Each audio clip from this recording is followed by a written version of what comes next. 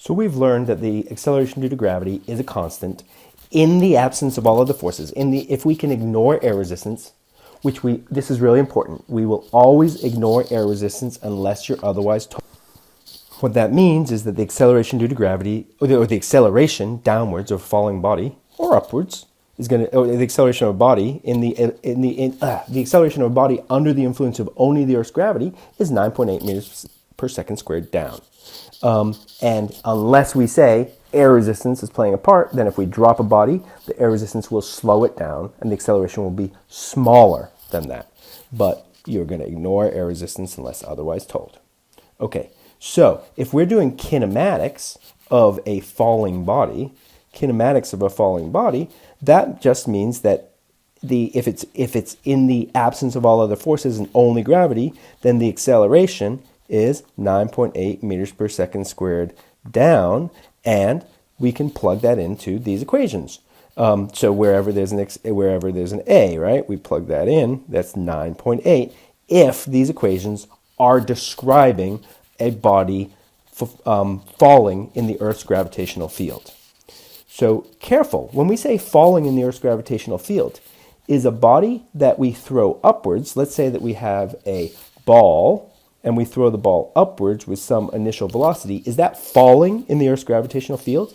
Nothing else is touching it, only gravity is affecting it, but we threw it upwards. Is it falling in the Earth's gravitational field? And the answer is yes, it is falling in the Earth's gravitational field, because what does the gravity do to it? Right? The acceleration due to gravity, g, is in that direction. So what does that acceleration do to it?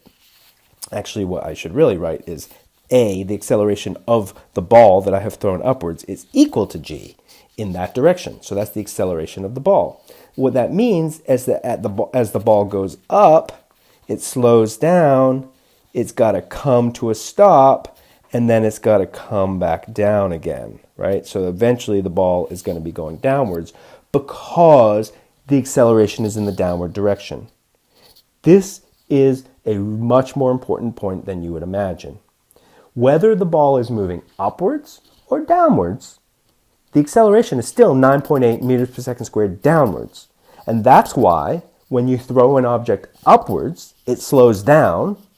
And when you throw or drop an object downwards, it speeds up, because the acceleration is always in the downward direction.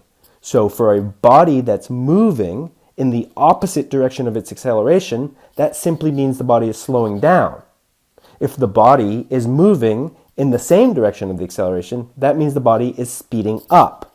That is how you know, again, if you throw a ball upwards, it will slow down under the influence of gravity until it comes to a stop at the top,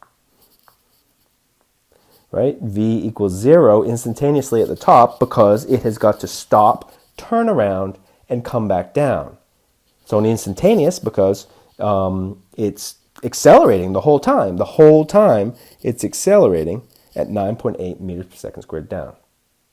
Okay, we'll come back to that. We'll do some examples of that. That's going to hopefully make that a bit clearer. But let me start by doing a simpler example.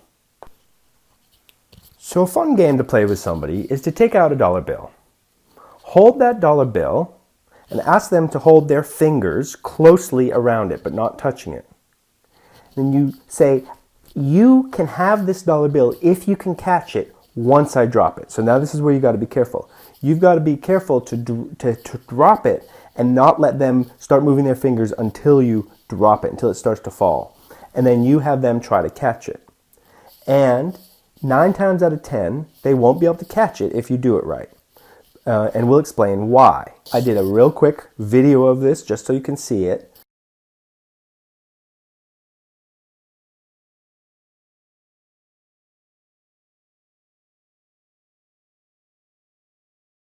So why does this work? So you can always bet, that, I don't know if I said this, you can bet the person that they will not be able to catch, if they can catch it, they can keep it. Don't do it with a $50 bill, because the one time it actually happens more often than it should, that they anticipate you dropping it, and so they can catch it, or it sticks to your fingers when you open your fingers up. So you got to be careful. Just do it with a dollar bill, but 9 times out of 10 you'll win. If you bet them $1, then you'll start to make money. Okay, why does this work? Well, let's just take a dollar bill. So I'm showing a side view of a dollar bill, edge on, and right, somebody's got their fingers on either side, either side, ready to catch it. Those are two fingers, and you're holding it at the top, and you're going to let go, and that dollar bill is going to fall. So the question I want to ask first is, how long does it take to fall?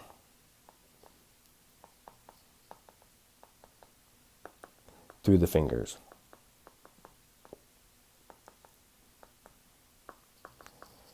That's going to be key here. How long does it take to fall through their fingers? Doesn't matter where their fingers are. It doesn't matter how close they are. The question is how long is it going to take to fall? And what I mean by that is the dollar bill is going to go from where it is now. Got to get a better pen. Okay. And it's eventually going to fall down to here, right? Down a little lower. And so how far has the dollar bill fallen once it's fallen through their fingers? Well, it's fallen a total of approximately 15 centimeters, right? So the edge of the dollar bill, if the dollar bill itself is 15 centimeters long, then the edge of the dollar bill has fallen 15 centimeters. So that means that, and we'll just call downwards the positive x direction. So that means delta x equals 15 centimeters. The dollar bill has fallen 15 centimeters. We can go ahead and we can write down our kinematic equations.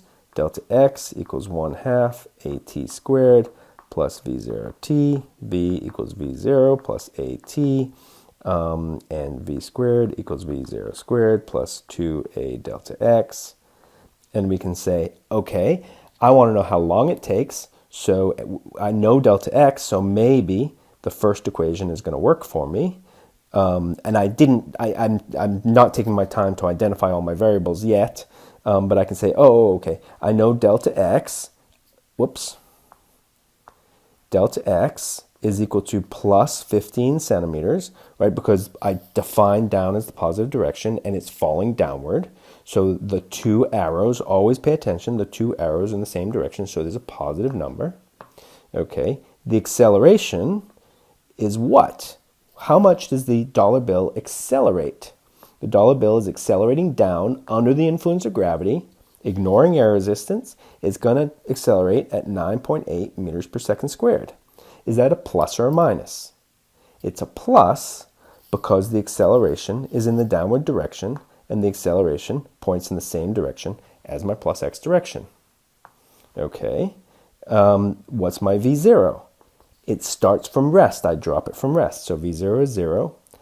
And I would just point out that I don't care about final velocity. I didn't ask about that. I asked about the time, and you're not going to need final velocity if you look at that first equation. So final velocity is unknown and unneeded. So we don't need it. Okay, so let's go ahead and plug into delta x equals 1/2 at squared plus v0t. I'm just going to write it again. Delta x is plus 15 centimeters. And you say, oops, units. We have to, we could leave it as 15 centimeters, but then we would have mixed units of centimeters and meters. We want to make everything MKS in order to make this easier on ourselves. And so 15 centimeters is 0.15 meters. 0.15 meters is 1/2, 9.8 meters per second squared times t squared, which, I didn't write that. T is an unknown, but that's what we want to know. That is what we're looking for, right? We need that. T squared plus 0 times t. Solve this, and we get t squared is equal to 0.1.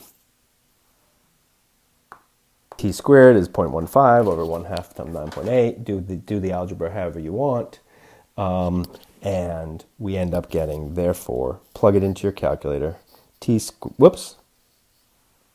equals plus or minus 0.17 seconds. And I always write the plus or minus if we're taking the square root, just to make sure we understand that there are two possible answers. In this case, negative 0.17 seconds doesn't make sense because nothing was happening before t equals 0. So the correct answer is t equals 0.17 seconds. So now the question is do you know why this trick works? Why is it that 9 times out of 10, the person is not going to catch the dollar bill? And the answer is it's to do with human reaction time.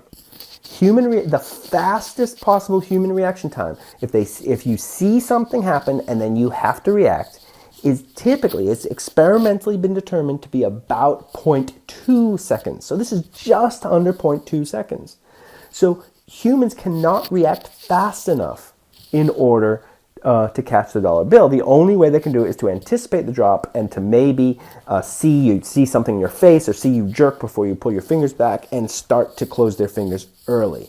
But if they don't, like do a slow-mo video of the whole thing. If they start to move before you start to move your fingers, then they've cheated.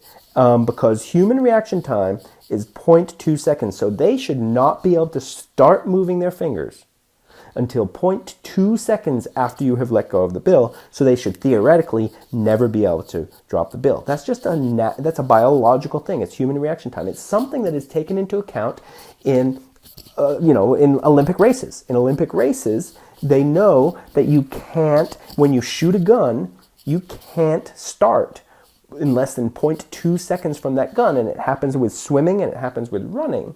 So it's not actually that it's okay for you to leave what's called the blocks where you start, right? You don't leave the blocks right when the gun goes off. You're actually expected to leave the blocks 0.2 seconds after the gun goes off. So what is a false start? A false start is when you start before the gun. Actually, and this is actually true, a false start is not if you start before the gun, it's if you start within 0.2 seconds after the gun, before the gun, or within 0.2 seconds after the gun. Really interesting. And then they only do that at really official, big Olympic international kind of races, but it's true. So this is why, because it takes 0.17 seconds for the bill to fall through your fingers, you should never theoretically be able to catch it. And this was just a straightforward example of using the acceleration due to gravity with our kinematic equations. So we're going to do a bunch of these kinds of examples now.